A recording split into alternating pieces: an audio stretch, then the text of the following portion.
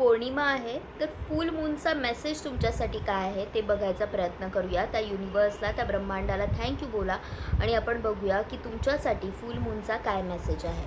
तर एक कार्ड काढते मी. Work through your fears. तुम्ही कुठल्या तरी गोष्टीला जर घाबरत असाल तर तुम्हाला हे सांगण्यात येतं आहे की तुम्ही तुमच्या भीतीवर कंट्रोल करा. ओके. काही वेळा भीतीमुळेच काही गोष्टी घडत नसतात, ॲक्च्युली त्या एवढ्या इम्पॉसिबल नसतात. ओके. अजून एक कार्ड करूया. You are good enough. Exactly मी म्हटलं ना की यू आर गुड इनफ. किती रेझोनेटेड मेसेज आलेला आहे की तुम्ही एकदम परफेक्ट आहात आणि तुम्ही सगळं करूही शकता. बट मनातली फक्त एक भीती आहे की यार ती गोष्टी होतील वर्क की नाही होतील, मी कॅपेबल आहे का नाही होतील.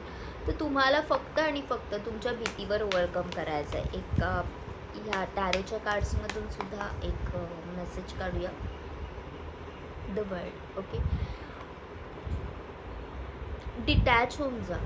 ओके. एखादी गोष्ट जी तुम्हाला भीती देते आहे किंवा ही वर्क होईल का नाही, ह्याचे रिझल्ट्स काय असतील, कम्प्लिटली रिझल्ट्सपासून होणाऱ्या परिणामांपासून डिटॅच होऊन जा आणि फक्त तुमच्या कामावर फोकस करा. फक्त आणि फक्त हे फोकस करा की हे माझं गोल आहे आणि मला ते एनी हाऊ अचीव करायचं आहे. ते मिळेल नाही मिळेल ते युनिवर्स बघून घेईल. ते प्रश्न तुम्ही ना स्वतःला विचारा ना देवाला विचारा. तुम्ही फक्त आणि फक्त स्वतःवर फोकस करा. वर्क थ्रू युअर फियर्स आणि यू आर गुड इनफ. ह्याहून मोठा मेसेज काय असू शकतो. फुल मूनचा मेसेज तुमच्यासाठी हाच आहे की ज्या गोष्टी तुम्हाला पाहिजेत त्या लिटरली इन रियालिटी येऊ शकतात.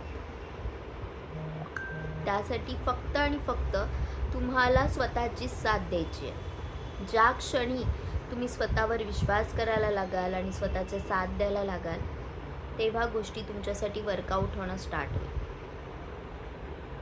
सरेंडर करा स्वतःला त्या ब्रह्मांडाला आणि त्या युनिवर्सला, त्या ब्रह्मांडाला थँक्यू बोला.